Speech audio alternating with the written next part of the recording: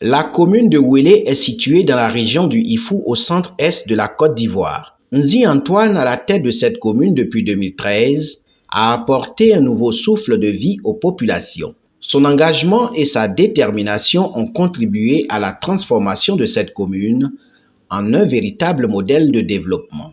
L'éducation et la santé sont les piliers fondamentaux d'une société prospère. Sous le leadership de Nzi Antoine, la commune de Ouélé a connu une véritable révolution dans ces domaines. Il s'est donné vraiment la mission de pouvoir fournir en cantine tous les villages de la commune à partir de Ouélé Plateau. M. Nzi Antoine a construit la cantine du quartier Bayassou Baoulé, le village de Kodi. Il a construit la même cantine, le Ouélé Koumanou. Il a fait la même chose à Koumelekro, sur la route d'Ananda. Il a fait le même bâtiment. Donc, Balekokro aussi a bénéficié de la même infrastructure. Ce qui a fait que toutes les écoles où il existe une cantine, c'est l'œuvre de Nzi Antoine. Nous sommes à l'EPP Plateau.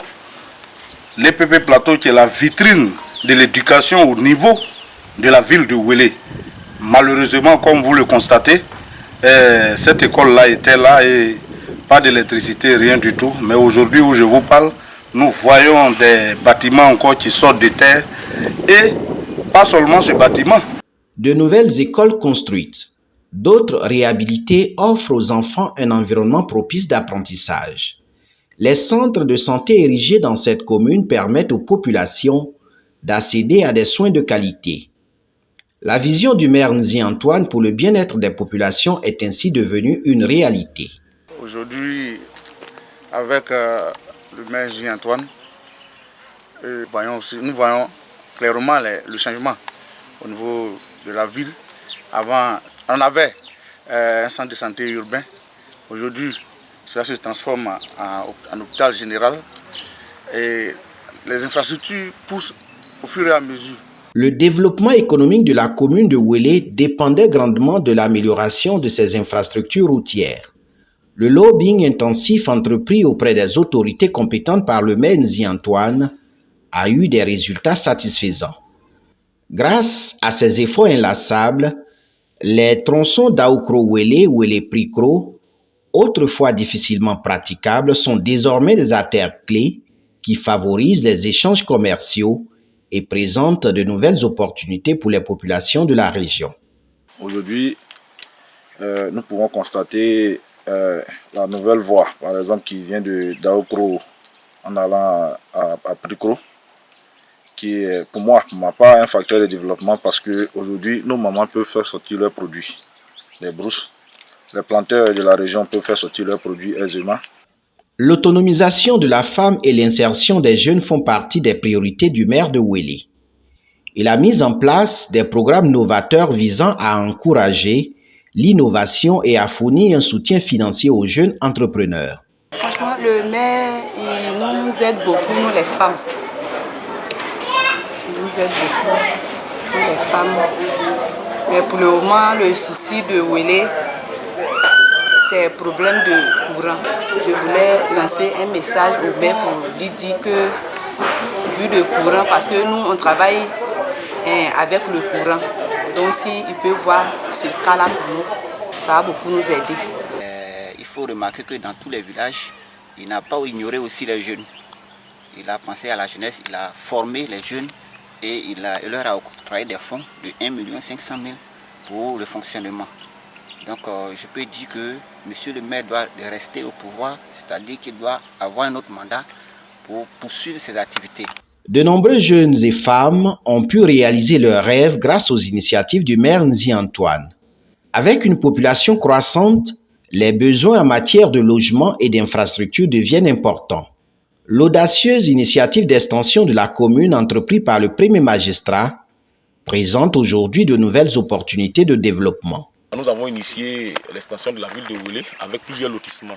Ici, par exemple, c'est le quartier lycée Extension, on a le quartier Orange, on a vraiment plusieurs quartiers. Et ça permet aux natifs de Wélé, aux habitants, de pouvoir acquérir des terrains urbains, de mettre en place leurs projets immobiliers, construire des hôtels. Vous allez voir que presque tous les nouveaux quartiers de Wélé abritent des écoles privées. Et ça, c'est après l'extension de la ville qu'il y a eu ces nouvelles opportunités. Et avec ces nouveaux quartiers, on doit forcément les viabiliser pour permettre aux acquéreurs de pouvoir mettre en valeur leur terrain. Donc c'est pour cela que la mairie, chaque année, initie l'extension des réseaux électriques basse tension. Donc vous voyez ces poteaux que vous pouvez voir. Il y a aussi l'extension du réseau d'alimentation en eau potable sous dessus aussi, que la mairie aussi initie. Et de temps en temps, comme vous le voyez, on essaie de faire les ouvertures de voies pour permettre l'accessibilité. Parce que quand vous avez un terrain, que le terrain n'est pas accessible, c'est difficile de mettre ce terrain en valeur. Nzi Antoine, maire sortant, est candidat à sa propre succession aux élections municipales du 2 septembre 2023 au compte du Rassemblement des Oufouettistes pour la démocratie et la paix, RHDP. Grâce à son leadership visionnaire et sa dévotion sans faille, la commune de Wélé a su s'imposer dans la région en une décennie. Quand nous sommes arrivés aux affaires, nous avons estimé que la première administration qui s'est installée, la première administration ivoirienne qui s'est installée, a poussé les limites de Wélé au niveau de la ville de Wélé jusqu'à un certain niveau. Donc il fallait que moi, à ce niveau-là, j'atteigne ces limites-là. C'est pour cela que nous avons procédé, l'équipe qui a bien voulu m'accompagner et moi, au lotissement et pour une extension de la ville de Wélé. Je pense qu'aujourd'hui, les populations sont très satisfaites de cette opération que nous avons menée. Mais nous ne sommes pas arrêtés là. Ce que nous avons apporté à Wélé, et pour nous, il était très important que ce soit un hameau, un petit village de 300 habitants, il fallait trouver des salles de classe pour tous les villages. Et c'est pour cela que nous avons procédé. Nos prédécesseurs l'ont fait commencer, mais nous sommes venus, nous avons doté tous les villages de la commune de Wélé de salles de classe. Nous avons construit des cantines dans certains villages. Nous avons aussi construit des préaux pour les populations dans tous les villages de la commune, sans exception. Voilà un peu ce que nous avons apporté.